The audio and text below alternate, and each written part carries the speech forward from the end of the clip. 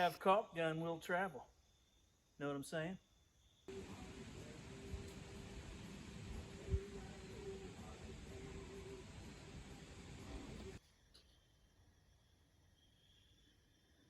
Wood stove installation almost complete. A little tired, a little panty from dragging ladders around. These are a pain on this Pro Rib roofing. I wasn't going to put one of those stupid rubber flashings on, but they don't really make a decent metal flashing for this process. And I don't have a decent 36-inch brake to do fancy stuff, so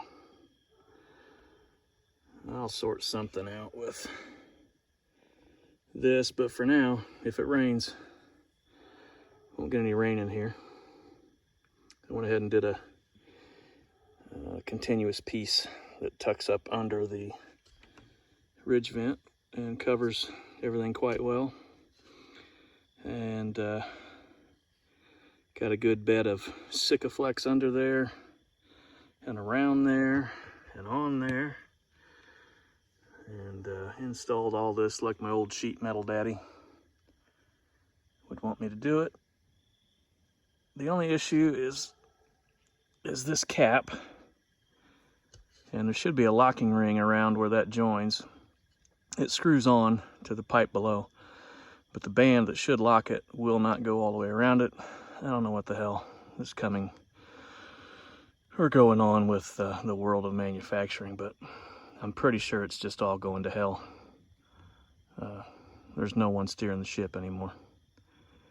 And if there is, nobody's listening to them. But anyway, got to sort that out. I don't think it'll blow off in the meantime, but I don't like leaving it without a part it's supposed to have. So, I don't know. It seems that the cap flange is a little bit wider than the pipe flange where it meets. And yeah, the factory locking band won't go around. But it can rain all at once on this and I'll be okay. I need to get some Pro Rib closure strip to put under here and some under there to try to keep at least the insects out. And I don't know, might shove some steel wool in there too, coarse steel wool to keep the chipmunks and squirrels out. Or I could, nah, it's too late now. I guess I could cut that profile, the Pro Rib, and fold that down, but I think I'd just make that look worse than I already made it. I kind of wish I would have just left it flat. But anyway, I've done better. But 10-12 pitch on a metal roof is not for this old man anymore. There we go.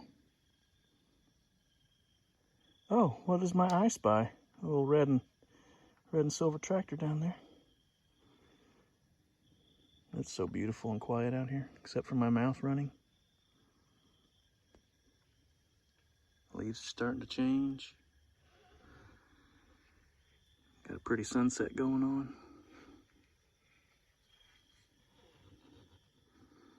Ain't gonna be cold out here this winter.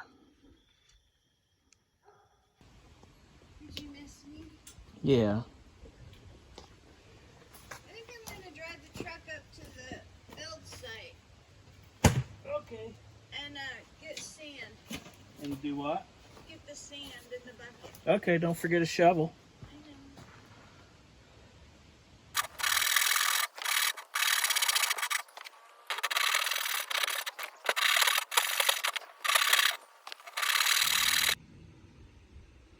I must say, fine woodworking off-grid in the forest is not incredibly difficult, but it does have its challenges. But I think this is going to be pretty cool. A little green and green joinery with some trunnels, tree nails, wood nails, whatever you want to call them. I'm not a fan of screws, but that'll hold that together. And a little while later, I'll show you what this is going to do. But I don't have any of my wood finish stuff. Generally use nitric acid and steel wool with some water, 2 to 1, and then wash that or heat that up, and then that generally turns it a really nice amber to a red. And then I would wash that down with baking soda and water, and hit that with a torch, dry it out, and then several coats of linseed oil. But I don't have any of that out here, so I'm just going to put this down raw. I mean, it is just a bunkhouse, and I'm trying not to get too stupid.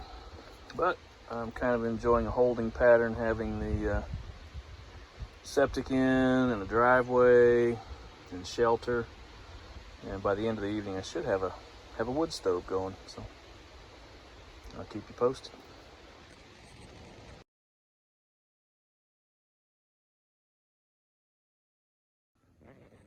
Well, here's that bit of joinery. I think it turned out at a quality that the bunkhouse is fine with. I'm going to do some pocket holes on the back side to attach it to the floor. And as you can see, I've got some Durock down, and those will be fire bricks on top of that. And then the embers that come out of this 1930s Montgomery Ward laundry stove that I restored.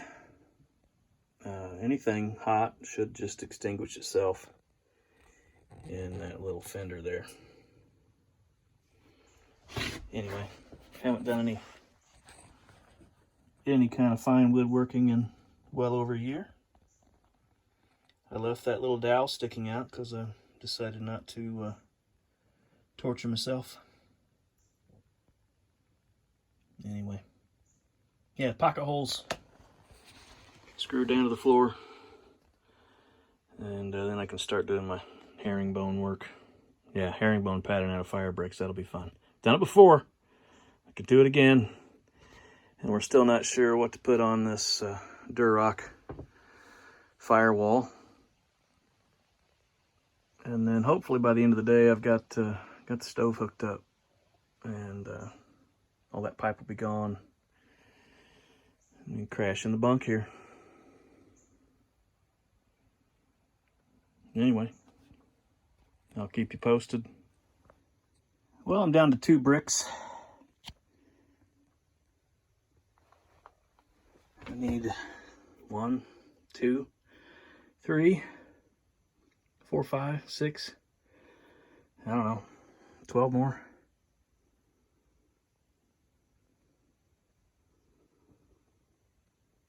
Anyway, herringbone's going good. I think this will work out great.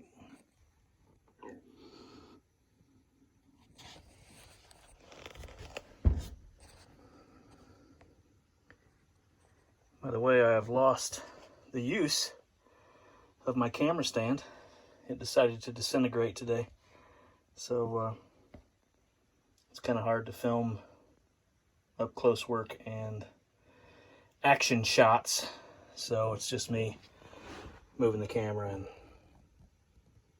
not being real artsy in photography. I almost have the hearth done.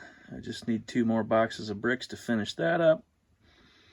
And once again, here is a 1930s Montgomery Ward laundry stove. It's originally a coal stove, but I'm going to be burning wood. This little rib section here is actually a water jacket, and it's for providing hot water for your kitchen. There are ports on the back side, but Since this is off grid, I don't have a constant water supply to keep that jacket full and topped off and flowing. So it is as it is, but it would work. And then, so anyway, yeah, I found that at an antique store and sandblasted it and put new rope gaskets in it. And I think I've got an older video with that stuff in it. But it is installed. A little 2-burner top. I need to make a new fob. And that's where you feed it once it's going. And I'm going to use it to heat coffee and keep the cabin warm. But I've got an 8-inch make-up air back here. I've got to get the damper in it. If you're putting in a wood stove, you want make-up air closest to the stove, or as close to the stove as you can get it. Otherwise, it's going to try to pull that air that it uses to combust and burn. It'll pull it from other places in your building. So if you can provide outside air close to the stove, that'll help you out. But I got the flue pipe installed with a damper. Had to 45 up a bit, not a whole lot, and then that goes to the double wall out of the roof. This ridge vent will get beautified and we'll eventually get a little door over it, but I still have to insulate the gables. Sorry. I still have to insulate the gables, insulate the roof, open up the ridge vent, all that kind of stuff.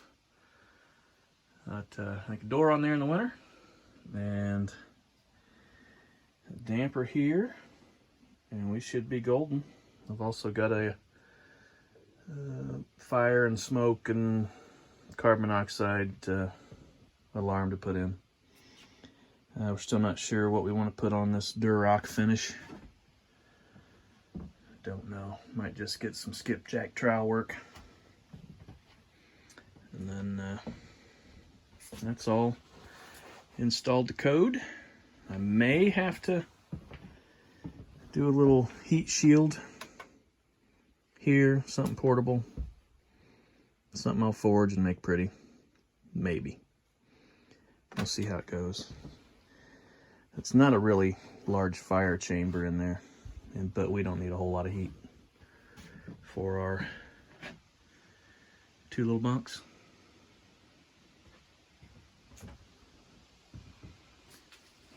Lots of supplies and crap.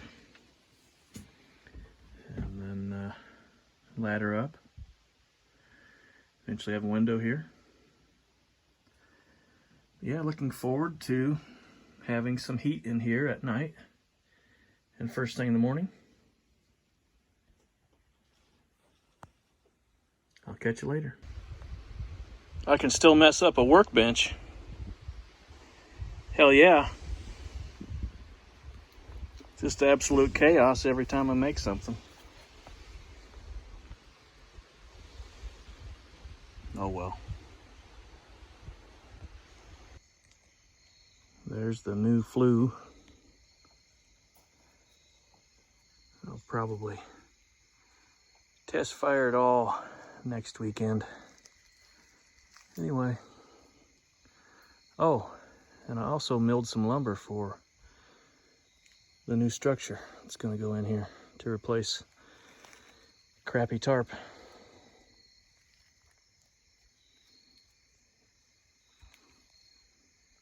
Anywho.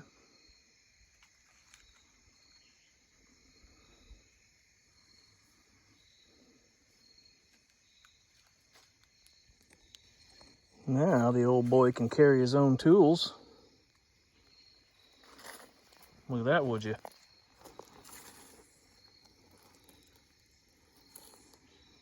With some good old baling wire.